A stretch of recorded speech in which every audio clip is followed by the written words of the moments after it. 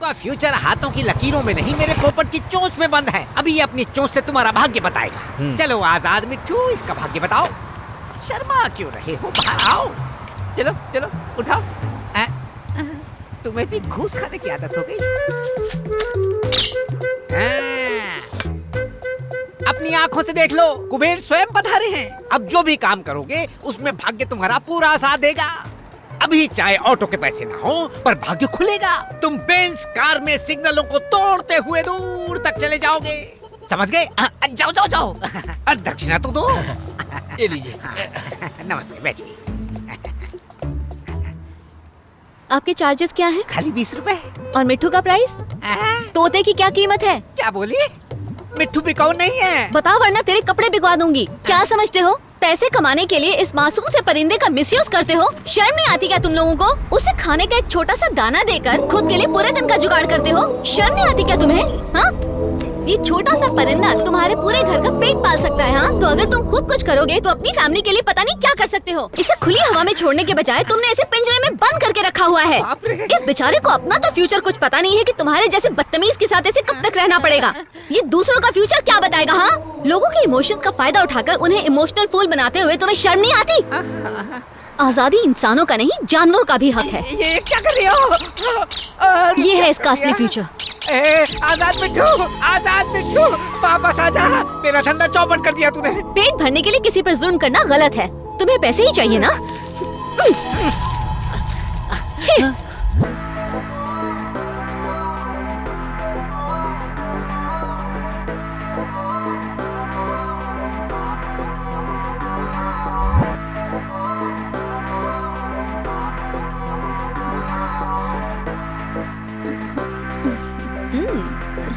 ये लो, पेट भर के खाना। हाँ, और ले लो। बहुत अच्छा काम किया। मैं उस दिन गई थी वहाँ पर। क्या बात है, हाँ, समझ रहे हो? मुझे तो उसका सामान बहुत अच्छा लगा। अगली बार जाऊंगी तो खरीदूंगी। अरे रुक रुक, अरे कहाँ भागी? ठीक है, चलो। हेलो, क्या चाहिए? तुम कमाल हो, सच में बड़ी प्यारी हो। बल्कि सिर्फ तुम ही नहीं, तुम्हारी सोच भी बहुत प्यारी है। हाँ जानता हूँ, किसी अजनबी को ऐसे सड़क के बीच तारीफ करना अजीब तो है, शायद गलत भी हो, पर अपने जज्बात छिपाना भी तो गलत है। मैं तुम्हें बहुत ज्यादा पसंद करता हूँ। क्या तुम मुझसे शादी करोगी? तुम तो कुछ कह ही नहीं रही हो। मैंने कुछ गलत कहा तो सॉरी। हाँ, गलत ही तो है। किसी दो बच्चे की माँ से यूं सड़क पर चैटिंग करके सेटिंग करना गलत है। रुको, मम्मी आ रही है। मेरे जैसी हाउसवाइफ सिर्फ सब्जी खरीदने और बच्चों को स्कूल लेने छोड़ने के लिए घर से निकलती है। अब तुम ऐसे रोक कर मेरी ये आजादी भी छीनना चाहते हो? रुको रुको, देखो मम्मी आ गई है। चलो अब घर चले। चलो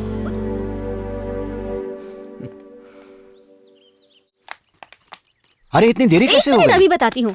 आज तो बहुत ड्रामा हो गया बाबा। काम खत्म करके मैं घर वापस आ रही थी, एक बेवकूफ अचानक मेरा पीछा करने लगा। मुझे शक हुआ, मैं मुड़ी तो देखा कि वो ठीक मेरे पीछे खड़ा हुआ था। अच्छा, और फिर? बस 2 मिनट बात करके वो सीधे मुझसे शादी करने की बात करने लगा बाबा। अरे सुनते ही मेरे तो होश उड़ गए। मुझे तो लगा कहीं ये गंवार मंगलसूत्र जेब में रख कर न लाया हो। पर मैं हूँ तो आपका ही खून। पता है मैंने क्या किया? क्या किया बता? मैंने उससे कहा कि भाई साहब, मैं पहले से शादीशुदा हूँ और 2 बच्चों की माँ भी हूँ। माँ सुनते ही उसके तो दिल में ठेस पहुँच गई। उसका चेहरा पूरा लाल पीला हो गया। वो लड़का कहीं ये तो नहीं? लगता है शौक हो गई।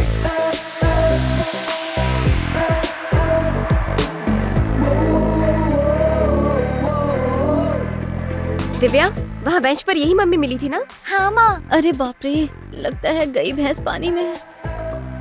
तूने जो कुछ भी कहा सब झूठ कहा, पर मैंने इसे सब कुछ सच कहा है। मैंने तो इसे अपना दामाद मान भी लिया है। इसका नाम है जगन, मेरा दोस्त है और इसका दिल सोने का है। बचपन से गुरुकुल में हम साथ ही पले बढ़े। हमारी अपनी कोई फैमिली नहीं, इसका मैं हूँ और मेरा ये है। अगर आप चाहें तो रिश्ते की बात आगे बढ़ाते हैं। हाँ हाँ बिल्कुल बढ़ाते हैं। एक ही बार मिलके आप फैसला कैसे कर सकते हैं? तुम शायद गलत समझ रही हो। मुझे तो पहली नजर में ही प्यार हो गया था, पर बिना तुम्हारी रजामंदी के शादी के बारे में सोचना भी बहुत बड़ी बेवकूफी होगी। इसलिए मैं तुमसे अकेले में बात करना चाहता था।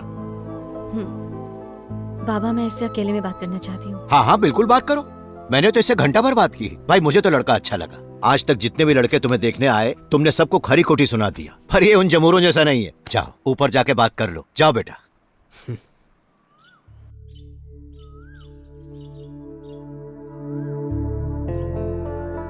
मुझे शादी करके घर बसाने में कोई इंटरेस्ट नहीं। क्यों? जहाँ तक बाबा का सवाल है, मेरी शादी उनका सबसे बड़ा सपना है, पर मुझे लगता है मुझे कभी भूल कर भी शादी नहीं करनी चाहिए। तुम्हारी सूंघने की प्रॉब्लम के बारे में जानता हूँ, पर यह प्रॉब्लम इतनी भी बड़ी नहीं कि तुम किसी को शादी से ही इनकार कर दो। प्रॉब्लम तो तब होगी जब मैं तुमसे शादी करूंगी। मुझे पत्नी बनाकर कदम कदम पर तुम्हें मुश्किलें झेलनी पड़ेंगी। शुरू शुरू में तुम्हें शायद सब अच्छा लगे, पर जिंदगी भर झेल पाओगे इसकी कोई गारंटी नहीं है। पत्नी का मतलब सुख दुख बांटने वाली, ना कि जिंदगी भर का बोझ। और इसके अलावा एक बार फिर मैं किसी अपने की मौत की वजह नहीं बनना चाहती। माँ,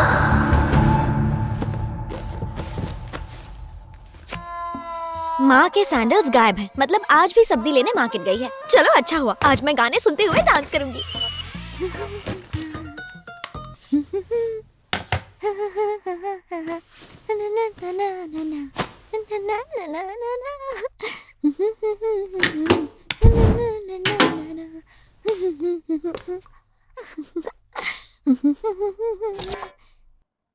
अरे यार, लाइट चली गई। इस लाइट को भी अभी जाना था क्या? नो प्रॉब्लम, वॉकमैन तो है।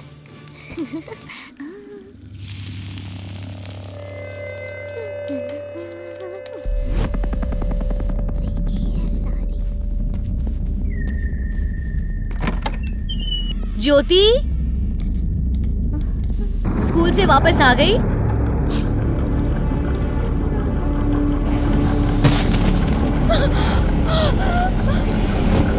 पागल लड़की।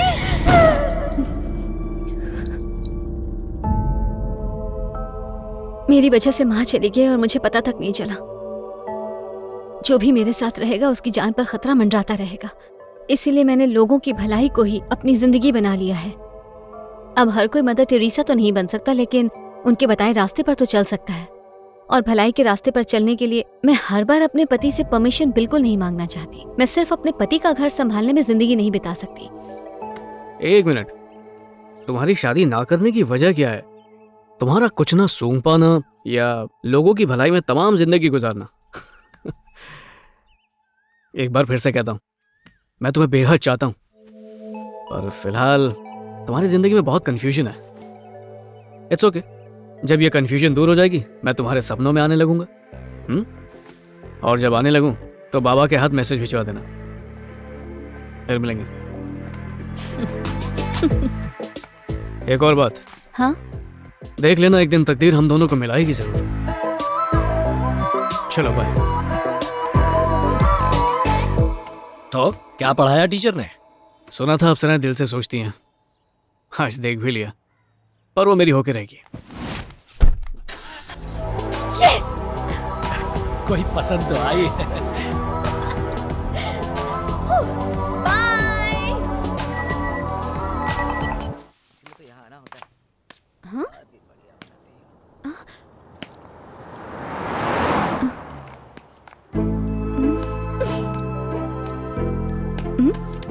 हाँ ज्योति, तुम्हारी मर्जी के बिना तुम्हारा पीछा करना गलत है, उसके लिए आई एम सॉरी। अब तुम्हें फोटोज इतनी पसंद आई गई हैं तो ये गलती मैं बार बार दोहराने को तैयार हूँ। हेलो, इधर उधर क्या देख रही हो? मैंने सोच लिया है, शादी तो तुमसे ही करूंगा। मैं अपनी पूरी जिंदगी सिर्फ तुम्हारे साथ बिताऊंगा। तुमने मुझे अपना दास नहीं बनाया ना, तो कसम खा के कहता हूँ देवदास बन जाऊंगा। मैंने तो बोल दिया, अब तुम्हारी मर्जी।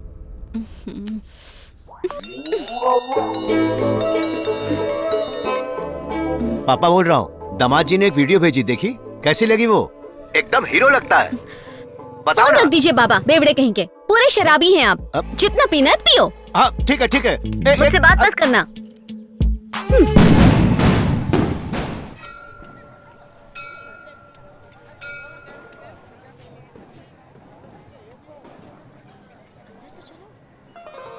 आओ बेटी, 7 सप्ताह पूरे हो गए ना। कार्तिक पूर्णिमा के दिन तुम्हारा व्रत भी पूरा हो गया। देवी माँ तुम्हारी सारी मनोकामनाएं जरूर पूरी करेंगी। ये लो, थैंक यू दीदी। संभल के जाना।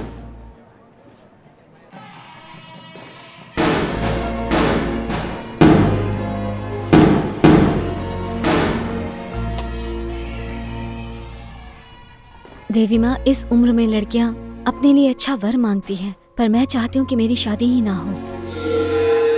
मैं नहीं चाहती कि मेरी वजह से कभी किसी को कोई कष्ट हो। प्लीज किसी तरह बाबा का मन बदल दीजिए, और जगन का भी, जो हर जगह परछाई की तरह मेरा पीछा करता है। प्लीज। अरे वो देखो, उसकी साड़ी चल रही है।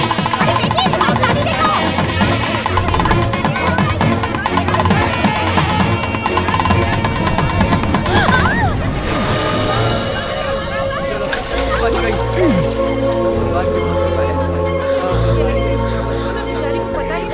अरे बेटा, कब से मैं चिल्ला रही थी कि तुम्हारी साड़ी में आग लगी है, तुम्हें सुनाई नहीं दे रहा था क्या?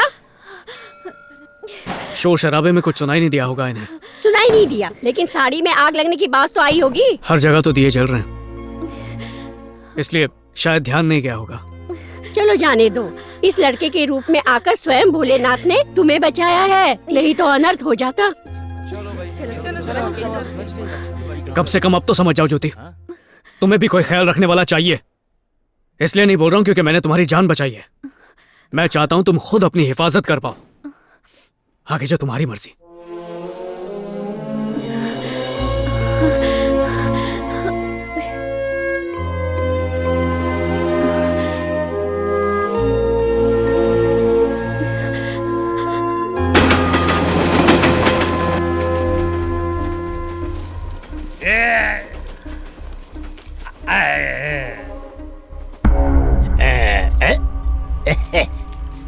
वैसे तो स्कूल के अंदर भी साफ सुथरा टॉयलेट बना हुआ है, लेकिन खुले में पेड़ के नीचे ठंडी हवा में शौच करने का मजा कुछ और ही है।